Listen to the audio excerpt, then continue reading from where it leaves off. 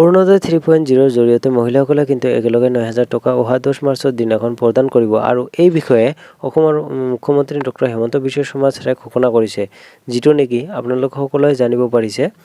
তো এতিয়া কথা হ'ল যে আপোনালোকৰ নাম যদি অৰুণোদয় আঁচনি অলৰেডি অন্তৰ্ভুক্ত হৈ আছে, তেনে ক্ষেত্ৰত আপোনালোকে আৰু এটা কাম কৰিব লাগিব, আৰু সেয়া হ'ল যে আপোনালোকৰ DBT লিংক কৰিব লাগিব আপোনালোকৰ বেংক একাউণ্টৰ সৈতে।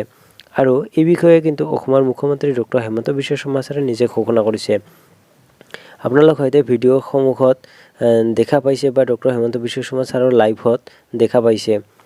তো এতিয়া কথা হ'ল যে আপোনালোকৰ বেংক একাউণ্টৰ সৈতে DBT লিংক হৈ আছে নে নাই কেনেকৈ চেক কৰিব পাৰিব সেই বিষয়ে জনাম।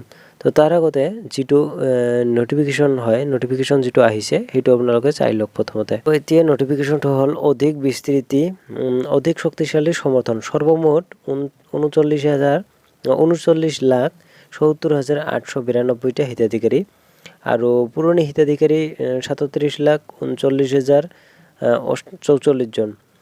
তো 2,31,848 গৰাকী সংযোজন।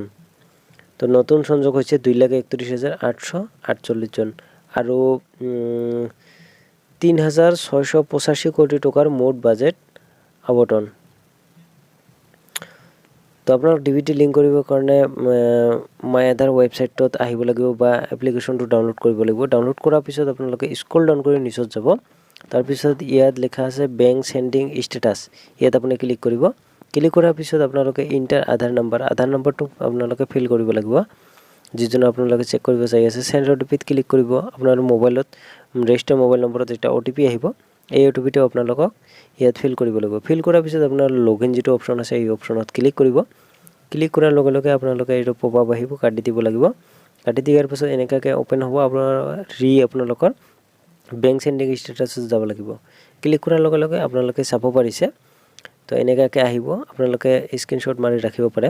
তো ইয়াত বেংক চেণ্ডিং ষ্টেটাছ এক্টিভ বুলি আছে আৰু আপোনালোকে বেংক নেম বুলি দেখিব পাইছে ষ্টেট বেংক অফ ইণ্ডিয়া। তো মোৰ যিটো আছে মোৰ ষ্টেট বেংকত লিংক হৈ আছে। তো মোৰ যিটো চৰকাৰী যিটো অনুদান পাম বা যিটো টকা সোমাব এইটো মোৰ ডাইৰেক্ট ষ্টেট বেংকত সোমাব। তো আপোনালোকৰ কোনখন বেংকত লিংক হৈ আছে এনেকৈ চেক কৰিব পাৰিব। তো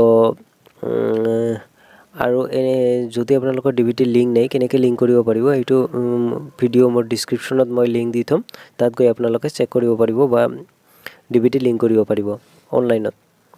তো আজিৰ ভিডিঅ'ত ইমানখিনি আশা কৰিছোঁ ভিডিঅ'টো ভাল লাগিছে। যদি ভিডিঅ'টো ভাল লাগে তেতিয়া ভিডিঅ'টো লাইক কৰিব আৰু যদি মোৰ চেনেল নতুন হৈ আছে প্লিজ চেনেলটো ছাবস্ক্ৰাইব কৰিবলৈ পাহৰি নাযাব। তো লগ পাম নেক্সট ভিডিঅ'ত।